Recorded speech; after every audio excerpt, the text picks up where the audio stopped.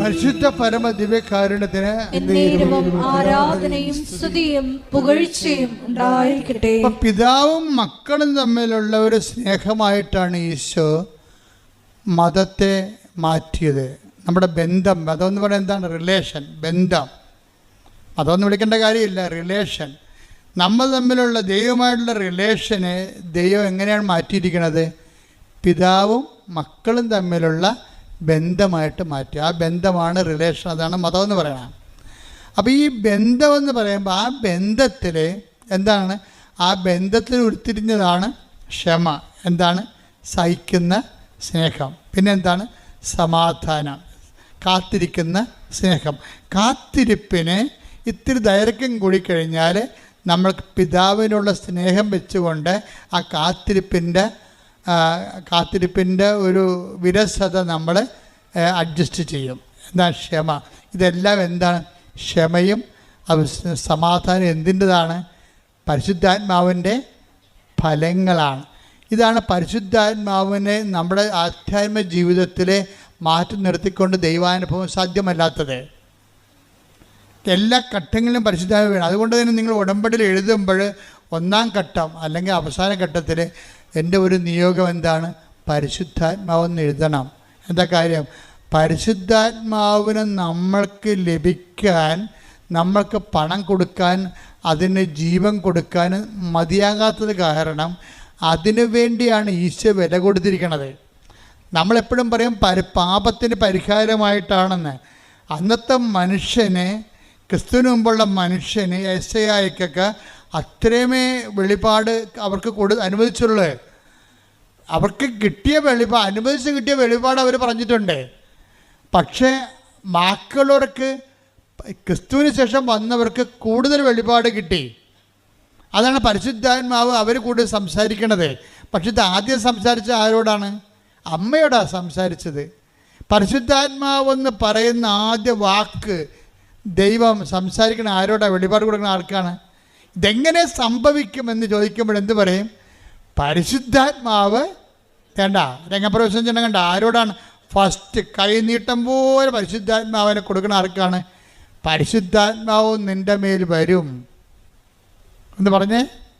പരിശുദ്ധാത്മാവ് നിന്റെ മേൽ വരും. തന്നിമിത്തം നിന്നിൽ നിന്ന് ഉത്ഭവിക്കുന്നവൻ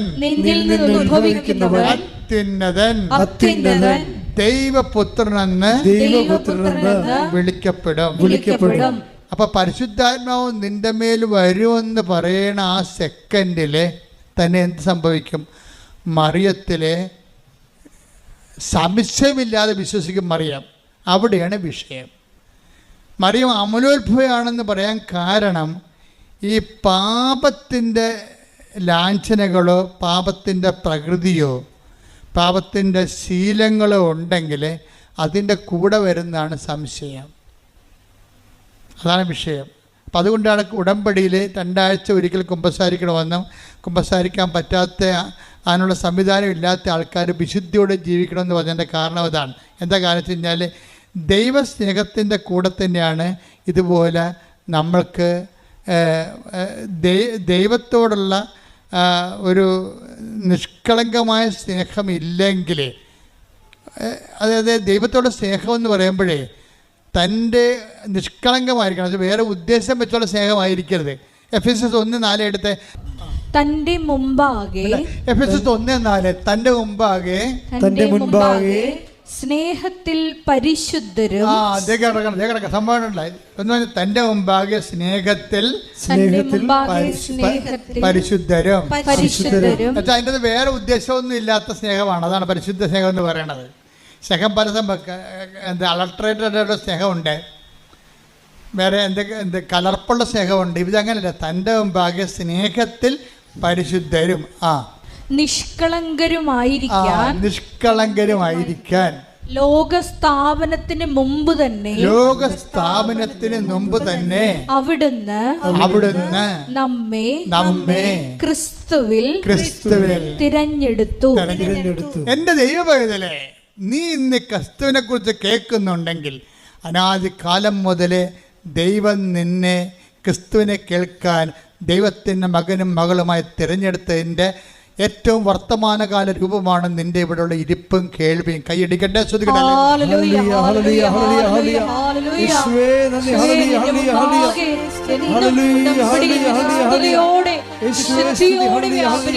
പരിശുദ്ധ പരമ ദിവ്യകാരുണ്യത്തിന് ഇപ്പോഴെന്താ വരണം നോക്കിയേ, ദൈവസ്നേഹം കൂടുമ്പോൾ എന്ത് പറ്റും? സംശയം കുറഞ്ഞു വരും. ദൈവസ്നേഹം കൂടുമ്പോഴേ സംശയം കുറഞ്ഞു വരും. അപ്പോൾ നമ്മൾ ഉടമ്പടി ചെയ്യുന്ന പ്രവർത്തനങ്ങൾ ദൈവസ്നേഹം ലക്ഷ്യം വെച്ചാൽ ചെയ്യേണ്ടത്. അല്ലാതെ ഇനി എത്ര പത്രമുണ്ട് ആർക്ക് കൊടുക്കുമെന്നല്ല ചിന്തിക്കേണ്ടത്. ഇനി എത്ര പത്രമുണ്ട് ആർക്ക് കൊടുക്കും ദൈവമേ, അവർ വല്ലതും പറയുക, പത്രം കൊടുക്കുമ്പോൾ അവർ വല്ലതും പറയട്ടെ, നമ്മുടെ തന്തക്ക് തന്നെ വിളിക്കട്ടെ. അതിന് തന്ത ഉണ്ടല്ല, അപ്പം വിളിക്കും നമ്മളെ. തീർച്ചയായിട്ടും ഇല്ലാത്തതൊന്നും വിളിക്കാൻ പറ്റത്തില്ല. അപ്പം നമ്മളെ കർത്താവിനെ പ്രതി അങ്ങനെ കേൾക്കുമ്പോൾ ദൈവസ്നേഹം കൂടത്തില്ലേ? അപ്പം ദൈവസ്നേഹം കൂടത്തില്ലേ? അപ്പം നമുക്ക് സന്തോഷം തോന്നില്ലേ? എന്താണ് എൻ്റെ സ്നേഹം കൂടി, കർത്താവിന് വേണ്ടി ഞാൻ അത്രയും സഹിച്ചു. അപ്പം എന്ത് രസാ. അപ്പം അതുകൊണ്ട് ഈ ദൈവസ്നേഹം കൂടുന്നതനുസരിച്ച് എന്ത് പറ്റുമെന്നറിയാമോ? അതായത് സംശയം കുറയുകയും ചെയ്യും. ഈ സംശയം കുറയണമെങ്കിൽ എന്ന് മാതാവിന് എന്താ സംശയം ഇല്ലാഞ്ഞത്? അവർക്ക് പാപമില്ലാഞ്ഞ കൊണ്ടാണ്. അതാണ് സംശയമില്ലാത്തതിൻ്റെ പറഞ്ഞ കാര്യമുണ്ട്. നമ്മുടെ വിശുദ്ധിയും ദൈവസ്നേഹവും നമ്മുടെ സംശയവും തമ്മിൽ കണക്റ്റഡാണ്. ശരിക്കും നമ്മുടെ കിഡ്നി ഹാർട്ടും തമ്മിൽ കണക്ട് ചെയ്തിരിക്കണമല്ലേ? കിഡ്നിക്ക് എന്തെങ്കിലും പ്രശ്നം ഉണ്ടായാൽ ഇന്നല്ലെങ്കിൽ നാളെ ഹാർട്ടിന് പ്രശ്നം ഉണ്ടാവും. അത് തന്നെ കാര്യം. അതങ്ങോട്ടും ഇങ്ങോട്ടും പ്രഷർ ബേസ്ഡിലാണ് അടിച്ചിരിക്കുക. കിഡ്നിയും ഹാർട്ടും പ്രഷറിൻ്റെ ഒരു അത് കൂടുകയോ കുറയുകയോ ചെയ്യുന്നതിൽ ഇവരെ ഈ രണ്ട് ഫാക്കൽറ്റിനും ബാധിക്കും എന്ന് പറഞ്ഞപ്പോൾ തന്നെയാണ് ദൈവസ്നേഹത്തിൻ്റെ പ്രശ്നം. ദൈവസ്നേഹം കൂടുകയാണെങ്കിൽ സംശയം കുറയും. സംശയം കുറയുകയാണെങ്കിൽ എന്ത് പറ്റും? വിശ്വാസം കൂടി വരും. ഇതെല്ലാം ഇൻ്റർകണക്റ്റഡാണ്. അപ്പം നമ്മൾ വിശ്വാസത്തിന് കൊണ്ടുപോയല്ല വളം വെക്കേണ്ടത്. പിന്നെ എന്താണ്? ദൈവസ്നേഹത്തിന് വളം കൊടുക്കണം. ദൈവസ്നേഹം എന്ന് പറയുന്നത് എന്താണ്? പരിശുദ്ധാത്മാവിൻ്റെ ഫലമാണ്. 5:22 പരിശുദ്ധാത്മാവിൻ്റെ ഫലങ്ങൾ എന്താണ്? സ്നേഹം, ക്ഷമ, സമാധാനം, അങ്ങനെ പോകുന്നത്. അപ്പം പരിശുദ്ധാത്മാവിൻ്റെ ഫലങ്ങളാണ്. ഇപ്പോഴെന്താണ് ഇപ്പം മാതാവിനോട് പറയുമ്പോൾ അതായത് ഇതെങ്ങനെ സംഭവിക്കുമെന്ന് പറയുമ്പോൾ അതിനല്ലേ ആ വല്യപ്പനും ചോദിച്ചത്. ആര്? യോഹന്നാൻ്റെ അപ്പൻ. അങ്ങനെ പേരെന്നാ? സക്കറിയ. സക്കറിയ ചോദിച്ചത് എന്താണ്? ഇതെങ്ങനെ സംഭവിക്കും? ഞാൻ വയസ്സനല്ലേ, എൻ്റെ ഭാര്യ പ്രായം കവിഞ്ഞവള്. അതെന്നെ അമ്മയും ചോദിച്ചത്. പക്ഷേ പണി മേടിച്ചത് ആരാണ്? സക്കറിയ. അമ്മ പണി മേടിച്ചില്ല. എന്താ കാര്യം വെച്ച് കഴിഞ്ഞാൽ അമ്മ എന്താ ഇതെങ്ങനെ സംഭവിക്കും? ഞാൻ പുരുഷനെ അറിയുന്നില്ലല്ലോ. ഉടനെ മലാഖ് പറഞ്ഞു? പരിശുദ്ധാത്മാവ് നിൻ്റെ മേൽ വരും. പരിശുദ്ധാത്മാവ് നിൻ്റെ മേൽ വരുമെന്ന് പറയുന്നതും വന്നുവെന്ന് പറഞ്ഞാലും വന്നു കഴിഞ്ഞാലും ദൈവത്തിനുള്ള പ്രശ്നം വെച്ച് കഴിഞ്ഞാൽ ദൈവം ഒരു ഹിസ്റ്റോറിക്കൽ പ്രസൻസിൽ ജീവിക്കുന്ന ആളാണ്. നമ്മളെ സംബന്ധിച്ചുള്ള ഭൂതമുണ്ട്, വർത്തമാനമുണ്ട്, ഇല്ലേ? ദൈവത്തിന് ഈ പറഞ്ഞ സംഭവം ഒന്നുമില്ല. ദൈവം തന്നാൽ താനായിരിക്കുന്നു, അനാദിയായിരിക്കുന്നു, ആദികാരണനായിരിക്കുന്നു. കണ്ട അപ്പോൾ പോക്കണ്ടില്ലേ? ദൈവത്തിന് കാരണം പോലും ഇല്ല. ഇപ്പം ദൈവത്തിന് കാലവുമില്ല, കാരണവുമില്ല. ദൈവത്തിന് കാരണവുമില്ല, കാലവുമില്ലാത്ത കാരണം ദൈവം ഒരു കാലത്തിൽ പറഞ്ഞാൽ അതിനെല്ലാം എവർ പ്രസൻ്റാണ്. ഹിസ്റ്റോറിക്കൽ പ്രസൻസ് എന്ന് പറയും. ഹിസ്റ്റോറിക്കൽ പ്രസൻറ്റ് അതായത് ചരിത്രപരമായ വർത്തമാനം. ദൈവം വരുമെന്ന് പറഞ്ഞാൽ എൻ്റെ അർത്ഥം വന്നുവെന്ന് എൻ്റെ അർത്ഥം. മനസ്സിലായില്ലേ? വരുമെന്ന് പറഞ്ഞാൽ ദൈവത്തിന് അങ്ങനെ പറയാൻ പറ്റത്തില്ലല്ലോ.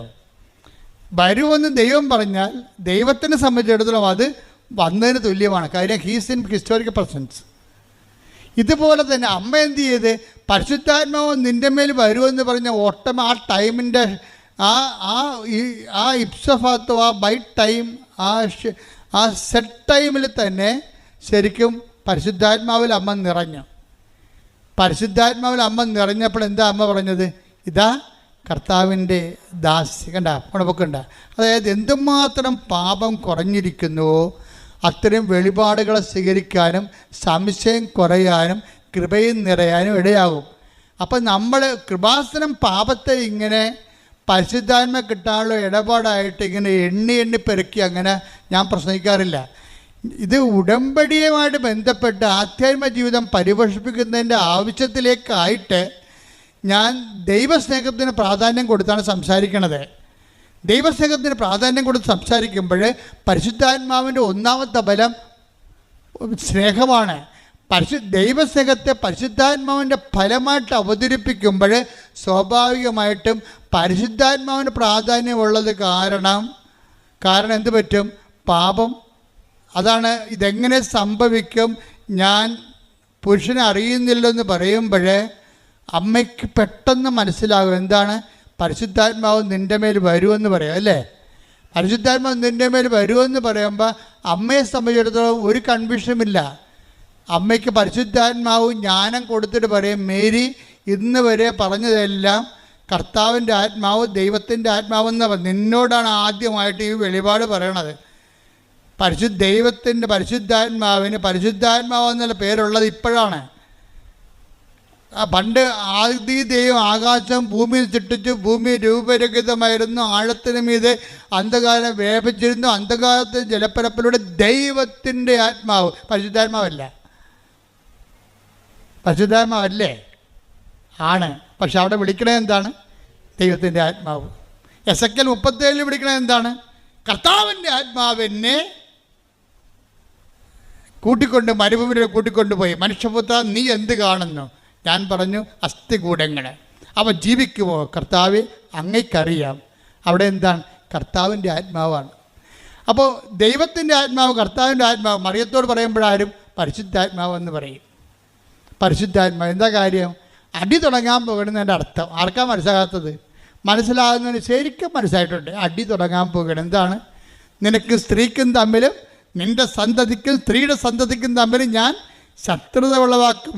അശുദ്ധാത്മാവിൻ്റെ അവതാരമായിട്ടല്ല മറ്റേ പാപരൂപം വരണത്. അപ്പം പാപത്തിന് പരിഹാരം ചെയ്യാൻ ക്രിസ്തുവിനെ മനുഷ്യാവതാരത്തിലൂടെ വചനം മാംസമാകുന്ന ആ സ്വർഗീയ പ്രക്രിയയിൽ യുദ്ധം പ്രഖ്യാപിക്കുകയാണ്. നിനക്കും സ്ത്രീക്കും തന്നെ. ഉൽപ്പത്തി 3:15 വർക്കൗട്ട് ചെയ്യും. എന്താ കാര്യം? ഇനി അശുദ്ധാത്മാവിനെ മുൻനിർത്തിക്കൊണ്ടാണ് പരിശുദ്ധാത്മാവെന്ന് പറയണത്.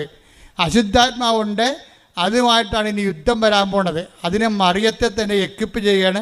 മറിയത്തിലൂടെ ജനിക്കുന്നവനാണ് അവൻ്റെ തലയെ തകർക്കാൻ പോണത്. ശ്രുതികട്ടെ ഹല്ലേലൂയ.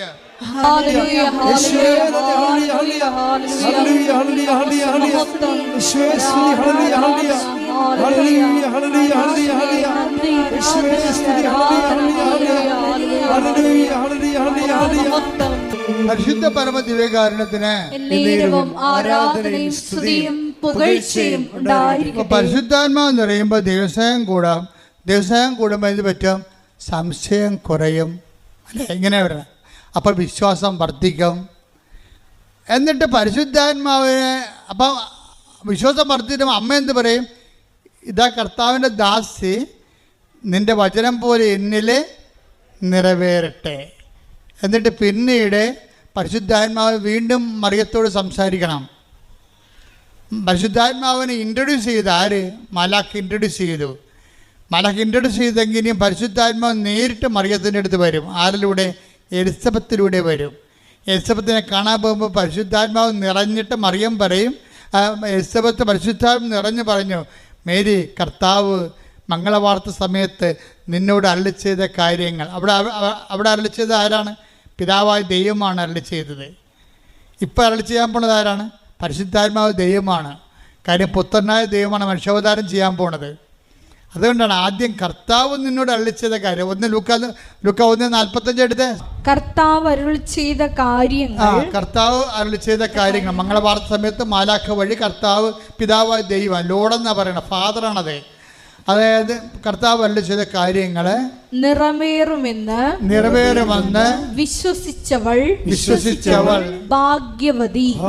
ഭാഗ്യവതി അനുഗ്രഹീത എന്നാണ് സംഭവം. എന്ന് വെച്ച് കഴിഞ്ഞാൽ വിശ്വസിക്കുമ്പോൾ വരാൻ പോകുന്ന ഇപ്പം ഇതാരെ പരിശുദ്ധാത്മാവ് നിറഞ്ഞ് എലിസബത്ത് പറഞ്ഞു, മേരി കർത്താവ് നിന്നോട് അരുളി ചെയ്ത കാര്യങ്ങൾ നിറവേറുമെന്ന് വിശ്വസിച്ച നീ അനുഗ്രഹീത. എന്ന് വെച്ചാൽ ഇന്നൊക്കെ ഒരു പരിശുദ്ധാത്മാവിൻ്റെ വെളിപാടിൻ്റെ ഒരു ഘടന കണ്ടില്ലേ? അതായത് വരാൻ പോകുന്ന കാര്യങ്ങൾ അവൻ നിന്നോട് പറയുമെന്ന് 16 നമ്മൾ വായിച്ചു. ഇപ്പോൾ വരാൻ പോകുന്ന കാര്യങ്ങൾ ആണ് മാലാഖ മറിയത്തോട് പറഞ്ഞത്. പരിശുദ്ധാത്മാവ് നിൻ്റെ മേൽ വരുമെന്ന് പറഞ്ഞു. അപ്പോൾ മറിയം വിശ്വസിച്ചപ്പോൾ അത് വന്ന പോലെയായി. അത് തന്നെയാണ് എലിസബത്തിലൂടെ പരിശുദ്ധാത്മാവ് അതിന് കൺകറൻസ് കൊടുക്കുന്നത്. എന്താണ്? മേരി, നീ വിശ്വസിച്ചു, വരാൻ പോകുന്നത് ഞാൻ പറഞ്ഞു, അപ്പം നീ വന്നതുപോലെ വിശ്വസിച്ചു, അപ്പം നീ അനുഗ്രഹീതയാണെന്ന്. അനുഗ്രഹീത, അതായത് വരാൻ പോകുന്ന കാര്യങ്ങളെ പരിശുദ്ധാത്മാവ് നിറവോടുകൂടി വന്നതുപോലെ അനുഭവിച്ചാൽ വരാൻ പോകുന്ന വിഷയത്തിൻ്റെ മേൽ നമുക്ക് അവകാശം അനുഗ്രഹം പ്രാപിക്കാം. കൈയടിച്ച് ശ്രദ്ധിക്കട്ടെ. Hallelujah, hallelujah, hallelujah, hallelujah, hallelujah. ആത്മാവേ, പരിശുദ്ധാത്മാവേ, ഹല്ലേലൂയ, ഹല്ലേലൂയ, ഹല്ലേലൂയ, ഹല്ലേലൂയ. ആത്മാവേ, ആത്മാവേ, ഞങ്ങളിൽ നിറയണമേ. ആത്മാവേ, ആത്മാവേ, ഞങ്ങളിൽ നിറയണമേ. ആത്മാവേ, ആത്മാവേ, ഞങ്ങളിൽ നിറയണമേ. ആത്മാവേ, ആത്മാവേ, ഞങ്ങളിൽ നിറയണമേ.